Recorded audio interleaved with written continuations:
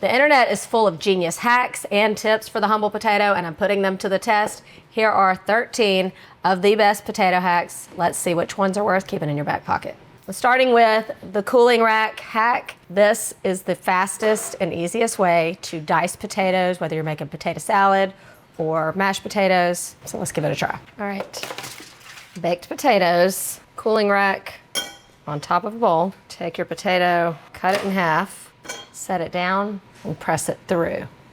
I do like this, no peeling and no cubing ahead of time. I think you can do the same thing with avocados if you're making guacamole. I think what I'm loving, besides how easy this is the fact that it's a 2-for-1 special, and then you get potato skins. Now they are cubed when they go in here. I love this not only for mashed potatoes, but especially for potato salad, because I like my potatoes for potato salad cubed, but mostly mushy. What the heck, let's just go ahead and turn it into potato salad. Can't let these potatoes go to waste. Oh, it did kind of keep its shape. Very nice. Definitely the easiest potato salad I've ever made.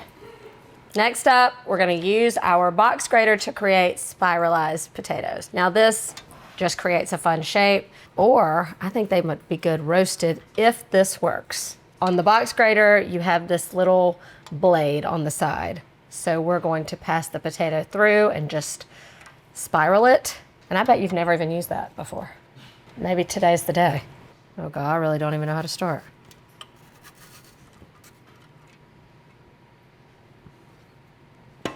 Maybe I'm being too ambitious starting with the big old potato. Let me use a smaller potato. They did use smaller ones in the videos. I don't know, guys. I don't know that this one's gonna be worth it. This is why I try these things, so you don't have to. I mean, people tell me in the comments, what am I doing wrong? Have you done this before? I've seen it. So it starts there, you never see it go in, and then it magically is inside. Yeah. That is not... Call bull. Let's cut. I don't like when the internet lies to me. I do not like it. Spiral hack is a no-go, but a helpful tip. Use the side of your box grater to make chips. One early fail in the game, but let's move on to the next. All right, this next one I have been wanting to try for a while. It is the easiest way to boil and peel your potatoes. This is great if you are, needing to peel a bunch of potatoes to then make potato salad again or mashed potatoes. And all you do is you just make a thin slit around the potato, just enough to break the skin, and then you just boil it. And after it's cooked, the peel is supposed to just slide right off. I've seen many successful videos of this, so I hope they're not all lies.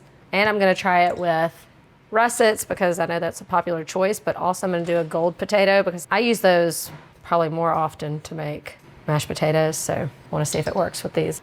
And I did wash them before I put them in the water also, just because you don't want them boiling in a lot of dirty water. Now, one thing I'm a little bit concerned about is that I'm gonna salt the water. When I am making potatoes for mashed potatoes or potato salad, I always salt the water, but the peel is off. So the salt goes right into the potato flesh. If the peel's still on, how is the salt gonna get inside? Maybe that little slit took care of that. So you can see where I made the cut. It's starting to show once it started to cook. Super tender. Let's see if it's easy to peel. If this works, it is a lot easier than just chipping away at the peels, especially if you have a lot of potatoes to cook. It does slide right off. Okay, that was really easy. Let me see if the salt flavor got in there. Not too terribly much, but I mean, it works. Look, boiled, peeled, and ready to mash. Let's see if it works with the gold potato. It does peel very easily. This is a great thing if you don't have a vegetable peeler or you can't find it. Like when your kids unload the dishwasher and put things in the wrong place. I want it to do that swoop motion where it comes off like I've seen in the videos. Ah, that's what I was hoping for. You really want to pay attention to the center being as cooked because they are a bigger potato. They are going to take longer to boil this method, and you want to be sure they're super soft in the middle. Otherwise, this hack has my stamp of approval. I'm going to show you 2 hacks to a faster baked potato. Now, of course, we know the fastest is in the microwave, but that's really not a baked potato. Okay, when you get a baked potato, you want that good crispy skin on the outside and fluffy inside. I have done this before, it works beautifully, but to really put it to the test, I'm gonna put 2 in the air fryer and 2 in the oven, and we'll see which are done faster. I've washed my potatoes and I'm going to poke some holes in them with a fork. That's going to allow the steam to escape out of the baked potato, thus leaving you with like a fluffier inside. You want to flavor the outside of your potato because you should be eating the skin. It's delicious, especially when it's baked, salty, and crispy. And that's where all the nutrients are, you know? So you just do a little bit of oil, just about like a half a teaspoon, and just rub it all over the potatoes. This is for the oven and the air fryer. And then you're gonna salt the outside as well. Into the oven, 400 degrees. Start with 1 hour. And then the other 2, I'm gonna pop right into the air fryer. Same thing, 400 degrees. We'll start with 45 minutes. And we're off to the races. Let's see who wins. All right, just about 4 minutes left. These are gonna be perfect. We like that. Let's see if it's good and fluffy on the inside. Oh, that's a dadgum perfect baked potato. Let's check the oven ones. Still feels a little bit hard in the center. The outer edges seem to be about done. I feel like these need about 10 to 15 more minutes. They both work, but the air fryer is indeed faster. The perfect baked potato in slightly less time comes from the air fryer. I'm glad I have an excuse to eat all these carbs today. All right, the next way to a faster baked potato is to cut it in half before you bake it. Now this serves a couple good purposes besides making it cook faster. So I'm gonna start the same way by seasoning the outside. So you're gonna cut it in half lengthwise, and I'm also going to rub the tops with a little oil and season all over with some salt. So besides being able to get good flavor all around, it is also cooking in half the time because the potato is cooked in half. So then you place it cut side down, and that's it. Roast just like this. And I mean, look, you're gonna cut your potato in half anyway when you have a baked potato. Why wouldn't you do this? Normally a baked potato is gonna cook in about an hour. I'm hopeful that these will cook in about 30 to 35 minutes. We shall see. Ooh, 35 minutes. Let's check out these potatoes. See if they're tender. Yes. See, I love how it gets like color on the top because that's just a little added bonus that you don't get in a regular baked potato. Right now, I still like to fluff up the inside when it's a baked potato. So just kind of like squeeze it. It definitely feels fluffy. And then you get that little bonus right there. Some crispy roasted potato skin. That is really fluffy. It's almost like mashed potatoes on the inside. A little butter, salt and pepper. I don't know, guys. This one might be my new favorite way to make a baked potato. The time, the ease, the flavor, home run. I'll eat the whole thing, skin and all. Thanks to the roasting flavor, you gotta try this one. This next hack is what I like to call the Martha Stewart smash. I feel like she made it up, but it is the way to get the fluffiest inside of a potato. I even taught this hack to Drew Barrymore when I went to see her. So you take your baked potato, cut a small slit in the top, and then you gotta do this while it is really hot, so these just came out of the oven. Take it in like a kitchen towel, just so the heat doesn't bother you, and you go smash it, okay? With a little bit of force. 1, 2, 3. I don't know, I get so excited about it. Okay, I did it too hard. Wait. It's just a potato, Nicole. 1, 2, 3. Oh yeah. Then when you squeeze it back up, it's already, like the fibers have already kind of broken up on the inside. Usually you have to do that with your fork, and that is the point of the Martha Stewart smash. You don't have to use so much force. Look at that. I mean, that's the perfect baked potato. That Martha, she knows what she's doing. Let's get a perfect bite from the perfect potato. It really is fluffier inside. It is like mashed potatoes. The Martha Stewart smash, approved by me. I think this could be a really healthy snack. Kind of satisfies a salty craving. All right, you know how when you peel potatoes, like so, you're left with a bunch of potato skins. Now, if you're not a composter, then you just toss these in the trash, but you don't have to. You can turn those peels into a snack. And that is the next hack. I just wanted to rhyme. I'm gonna do some where if you peeled it with a knife, it would have a little more potato in it, like when my mom peels potatoes and she takes off so much of the flesh. We'll see which ones are better. So we're just gonna toss these with oil and seasoning and then pop them in the air fryer. Supposedly they're gonna get really crispy. They're gonna be kind of like a little potato chip snack. And it's a good way to make the use out of 100% of your potato. This will be a high fiber snack. Oh, also you wanna be sure that you have washed your potato before you peeled it. Not only is that what you should do to not contaminate your cutting board, but you're gonna eat the skin. So make sure you have washed them beforehand. I'm gonna toss them with a little bit of olive oil. And let's see how I wanna season these guys. Feeling like I want them with a little kick. Into the air fryer. So I'm gonna go in at 360 degrees. I'm not gonna do 400 because it's gonna cook too fast without like kind of softening the potato part in there. Okay, 13 minutes later and I stirred them halfway through.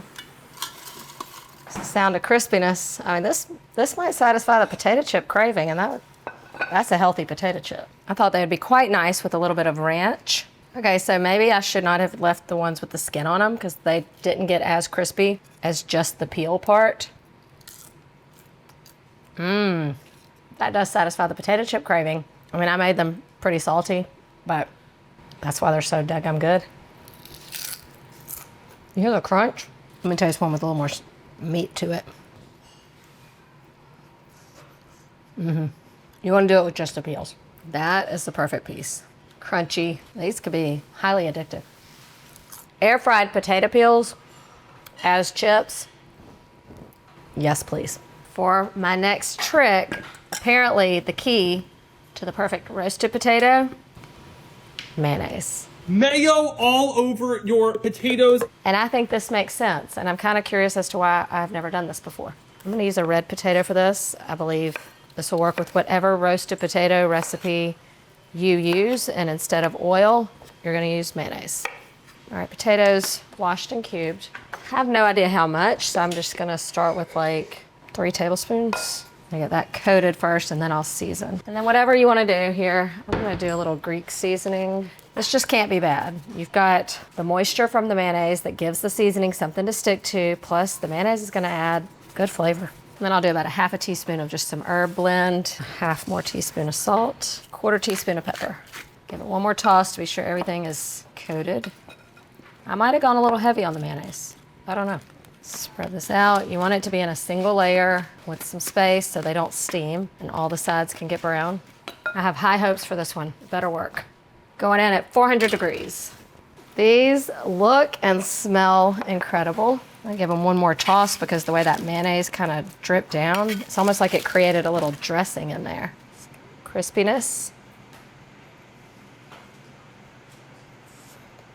Oh yeah. Yes. I don't have another word for it. Yes, it 100%, 1000% works. Like sometimes in a roasted potato, it almost dries out a little bit, but the inside is still like, it's almost juicy. It is so good. You gotta try this one. Those are addictive. Have you ever over salted a stew or a soup or a sauce? The best way to rectify that situation is by adding a potato. Potatoes just naturally absorb salt very well. What you're gonna do is you're gonna peel a potato and just drop it right in. Let that simmer, and as it cooks, it's going to absorb some of that saltiness. And we let it cook. Taste test. See if the soup is a little less salty. You're just trusting me on this one. But I feel like I've earned your trust. Potatoes still cooked in there. And by the way, this potato will be quite delicious.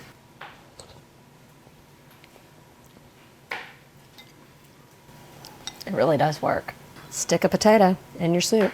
And for my next trick, you've gone through the trouble of making this delicious, flavorful soup, but you really wanted it to be thicker. Of course, you can do a slurry, flour and water, cornstarch and water, but sometimes you want something just a little bit better and a really rich creaminess. The answer? Mashed potatoes. These are just store-bought mashed potatoes, but this is a great way to thicken a soup without changing the flavor. So right here I've got a beef stew, but it's kind of like soupy and I want it more of like stewy. So I'm gonna add in some mashed potatoes and let them work their magic. And then you can go as much or as little as you want. They just kind of disappear into there. You can tell the liquid went from pretty translucent to now it's more opaque and creamy. Look at that. Just let those potatoes finish dissolving. And that's how you do it. A roux is gonna thicken it more, but sometimes you're left with that kind of starchy taste in your soups. The potatoes are gonna not alter the taste, but just kind of give you a more creamy texture. It is. I mean, that's exactly what it is. It's like a velvet touch thanks to the potatoes. It still tastes like beef stew. Listen, I think you'll use this one in a pinch. Hash browns are potatoes too. And I'm gonna give you 3 examples of this one hack where hash browns can be crust. I'm gonna show you 2 examples of how they can be bottom crust and 1 for a top crust. I'm gonna make hash brown breakfast pizza, and you're just gonna take some hash browns and lay them out onto a sheet tray. Hash browns down. It's okay if they overlap a little bit, you'll see why. And then you just pop these into the oven 450 degrees for about 10 to 12 minutes. All right, that's not it. You have to par bake them and then turn them into the crust. All right, the hash brown patties have softened and started to crisp. So now you're gonna press them all down and they'll just naturally start to glue together. You wanna kind of break the edges of them apart so that they kind of open and mesh together. Starch from the potatoes are just gonna help them naturally stick together. And then these go back into the oven until they're all crispy and the crust is formed. Then we'll top it and build it like our pizza. Our pizza crust, done. And now we top it. I'm gonna go in with a little bit of cheese on the bottom, just to act as a little more glue. Down with our eggs. And look, you can make this, a dinner version. You can do like just sausage and cheese with peppers and onions maybe, or pepperoni and tomato sauce. You can do whatever you want. Got some bacon that I've already cooked, but it's gonna crisp up again in the oven. Hash browns as a crust. It's a really fun thing to make for any of your holiday brunches, Christmas morning. It's just a little something different. Maybe we're tired of those same old casseroles. More cheese. And then back into the oven until the bacon's crisped up and the cheese is melted. And that is how it's done. That's a breakfast pizza right there. This was a hack with a bonus recipe. I'm gonna garnish some green onion. And then you know what I'm gonna add next. A hot sauce. Does that not look bomb? That is how you do hash browns as a crust.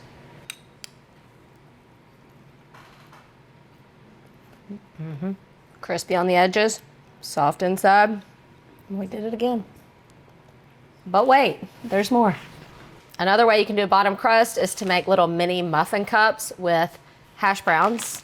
Well, with tater tots work best for this. This is great for little hors d'oeuvres. I'm gonna turn this into like little jalapeno popper bites. And all you need to do is grab you a muffin tin, a mini muffin tin, but you could also do a regular muffin size. And you're gonna drop like 3 hash browns in each cup. It'll look like they're not gonna fit, but don't worry.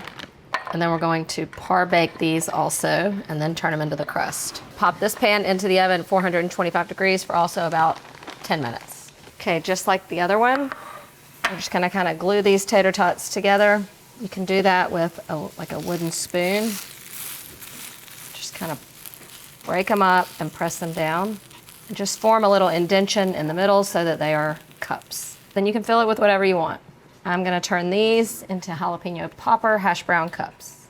Just like the pizza, this goes back into the oven, 425 degrees for about 15 more minutes. You want it to be really crispy. But now we're gonna fill them and put them back in the oven just like the pizza. This is a jalapeno popper mixture, cream cheese, cheddar cheese, jalapenos, bacon. Fill those little cuties up and pop them back in the oven. While there is a lot of back and forth to the oven, I promise you it's worth it.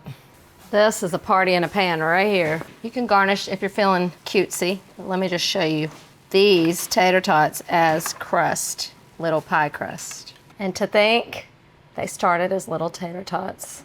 Just one more look. Yeah. Not only is the hack a 10 out of 10, but so is this recipe. The hash browns get nice and crispy, but then when you add that little cheese in there, it adds to the crunchiness. Gooey, cheesy on the inside. Perfection. You ready to see hash browns as a top crust? Let me show you. For potatoes as a top crust, the best choice, hash browns. The main thing you want to remember is that you want to kind of give them a head start in cooking. So to do that, I'm going to put them in a bowl, toss them with a little bit of butter, salt, and pepper. And this is just going to give them a head start because when you put them in the oven as a top crust, they're just going to get crispy and delicious. But if they're not cooked through, then they're going to be crispy on the outside, but like raw and cold on the inside. Cover it with some plastic and then just pop them in the microwave for about like 6 to 8 minutes or until they're pretty tender. And then you can put them on top of whatever you want. It could be a breakfast casserole. I'm gonna put these as a topping to shepherd's pie. So instead of a mashed potato, we're gonna do a hash brown crust. Potatoes have cooked. This will work on any of your favorite shepherd's pie recipes. You've got your meat mixture, whatever that is, and then you're gonna top it with this crust. And I like to keep them like kind of craggly on top so that they get a little crisp and browned. Then once you've topped it, it goes into the oven to finish off. But everything is cooked at this point. Now we're just trying to get browned and bubbly. That is hash browns as a top crust. Surely I've convinced you now that potatoes can and should be used as a crust. They tell me that you can remove rust with a potato. I don't know what to think about that. So I've found a couple rusty items here, and we're gonna see if indeed the potato will rub it off. I always feel like everybody's go-to is a russet, so I'm gonna say this one's not gonna work. Just so I can go ahead and call it, and maybe I'll be surprised. Oh no, I just don't know if a potato's that powerful. Oh. It's doing something. I don't know if it's like fully getting it off, but it's definitely a start. I stand corrected. Who'd have thunk it, as my mom would say. Let me rinse it and see if it's really off. I think I chose something a little too rusty, but I think it could work. But let me try something only mildly rusty. I feel like it will work. I just feel like you're gonna need a lot of elbow grease. Because I mean, you can see how it's just kind of breaking it down just a little bit. I mean, it is taking off the rust. It might be doing something else to this metal, but it has removed the brown rust. Look, let me rinse it. I mean, it's working to remove the rust. I don't know what else it's doing. You can't say it doesn't work. Are you ready for the final hack? You'll see why I had to wait till last to do it. Did you know that potatoes can be used to remove stains? So the easiest way I thought to create a stain is with a beet. This is why this had to be the last hack, because if it doesn't work, I'm gonna have stained hands for the rest of the day.